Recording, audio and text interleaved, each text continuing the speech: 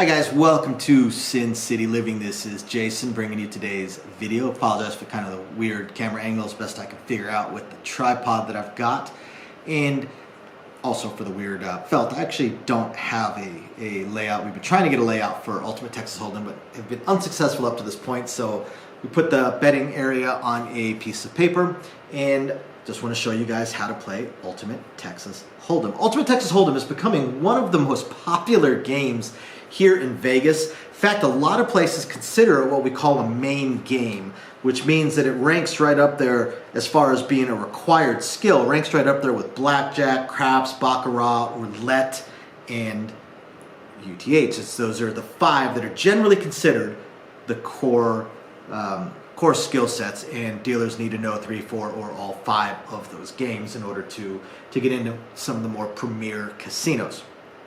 So again, very, very popular game. Very popular game. I play it myself, and it is an absolute blast to play. Only downside to this game is it's kind of expensive. It's kind of expensive.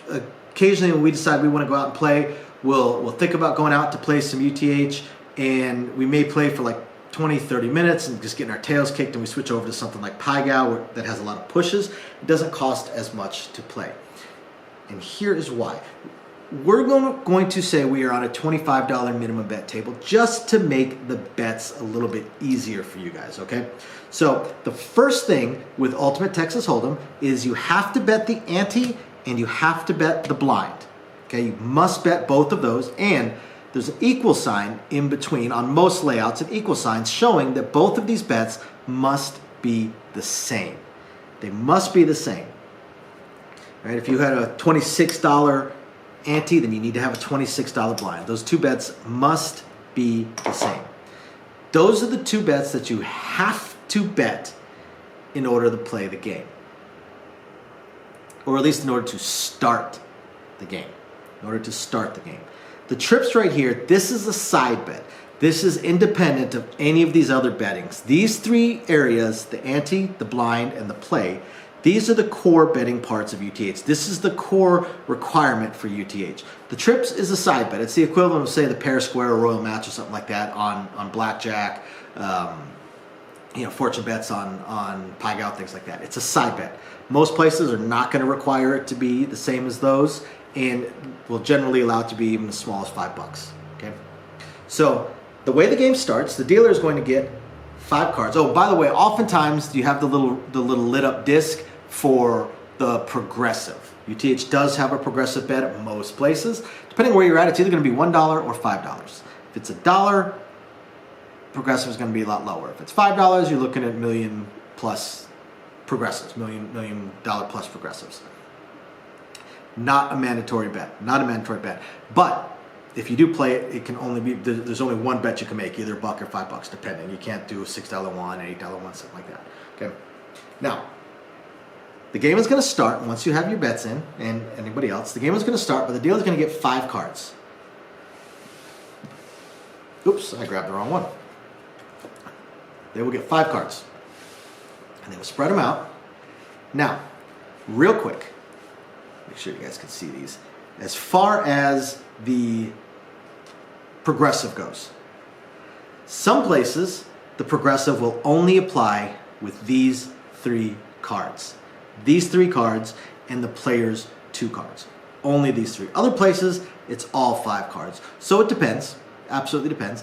And you'll just have to look at the progressive board to figure that out. So the dealer is going to set out 5 cards.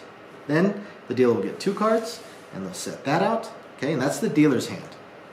After that, the shuffle machine is going to spit out cards 2 at a time, and they're going to go to the individual players. Players are not allowed to touch their cards until the dealer says okay, because they want to make sure there's no misdeal. So they're going to make sure that the machine is spitting out the cards properly, everything is finished, all the players have their cards, the machine finishes spitting out the rest of the cards, flashes a green light, players are good to go and allowed to check their hands.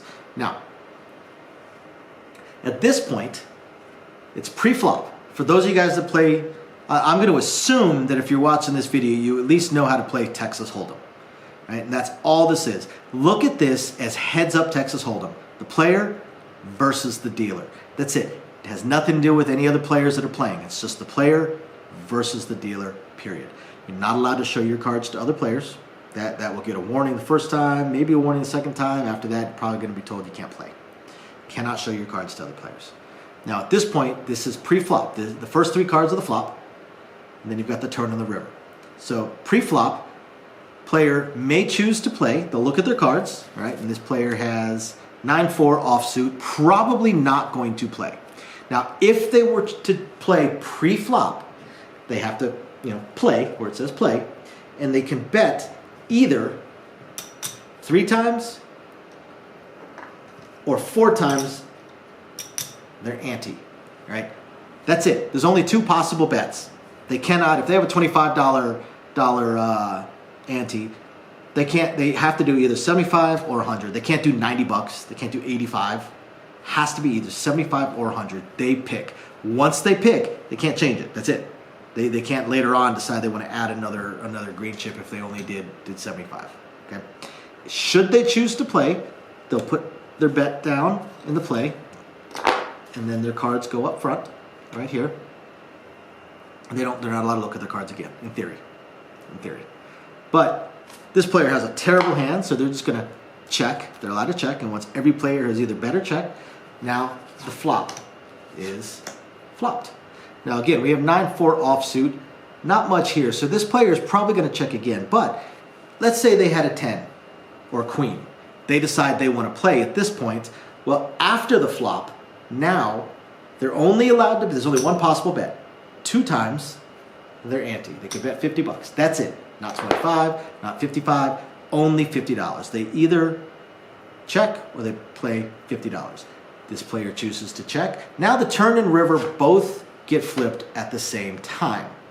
This is the community cards, the community 5 cards. So those of you guys that play Texas Hold'em know exactly what I'm talking about. Now at this point, the player has a choice. They can either play after all the community cards have been revealed. The final bet, they can only match their ante. But if they choose not to play, they fold and they lose these before we even look at the dealer's cards to see if they won or not. So that's why I say this is an expensive game. Because you're on a $25 minimum bet table. The very minimum is $75 to actually play the hand to the end and see and actually attempt to win or lose. Right? So we'll go ahead and play, even though I would probably fold this hand, but we'll go ahead and play it. And let's take a look. I mean, and it's not terrible either, because with the player with a 9-4, all it takes is for the dealer's 2 cards to be below 9 or less, to at least win. So once everybody has either folded, and if they fold, we take all their money, we take the cards, or has placed their 1 times bet, now the dealer flips their cards, and we take a look. All right. So the dealer has a pair of kings, then with the queen 10-7. Now, if the dealer does not have at least a pair, they will push the ante back. They have to qualify. They need at least a pair to qualify. If they have a pair, then they can push this. If they don't have a pair, then they push the ante back. If they do have a pair, then they qualify, and all bets are live. So now we would go around and we would see what the players have. Pretty basic.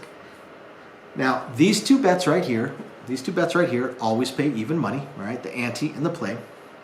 The blind only wins with a straight or higher. If the player does not have a straight or higher, the blind does not win.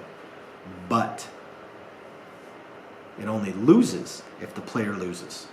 If the player does not, like in this case, the player has a pair of kings, they actually do beat the dealer because they have a pair of kings, queen 10-9, while the dealer has a pair of queens, or a pair of kings, queen 10-7. So their 9 beats the 7. This player actually wins.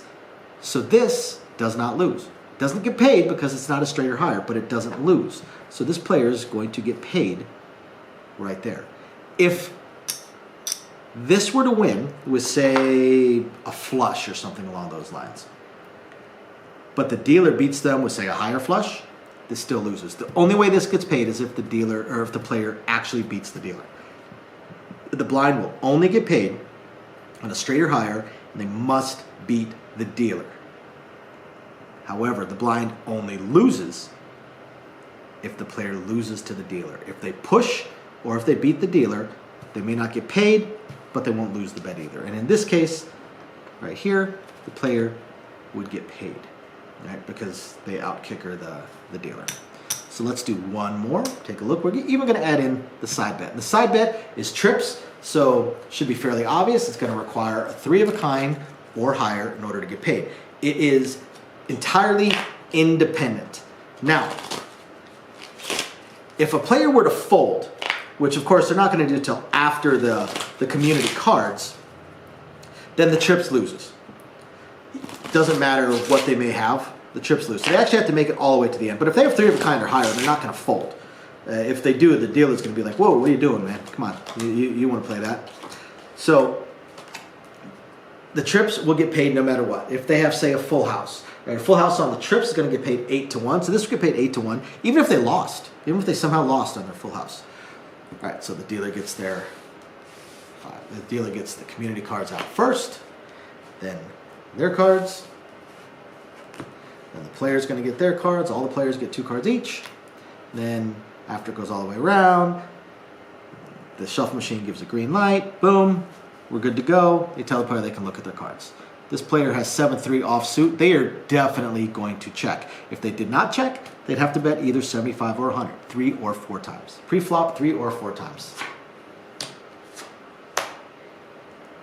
Well, we got 2 cards to a flush, 2 cards towards a straight.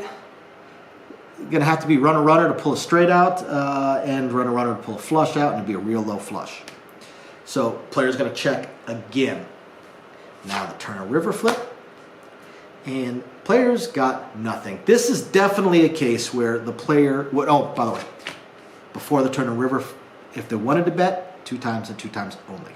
So now after this, in reality, this player would fold, but let's just see. So they bet 1 times. So the dealer has a pair of 10s, so they do qualify. If they did not qualify, again, this would get pushed back. So they have a pair of 10s, this player loses, and they lose everything. So there you go, guys. That is a quick rundown on the basics on how to play Ultimate Texas Hold'em. Again, guys, this game is a ton of fun. So much fun to play. And I hope you guys find this interesting, illuminating, enlightening, just plain fun. If you guys want to know more about it or have any questions about it, please email me. More than happy to shoot more in-depth videos. I'll try and find my other tripod and set up a better camera angle. And yeah, thank you everybody for watching. We'll catch you next time. Bye now.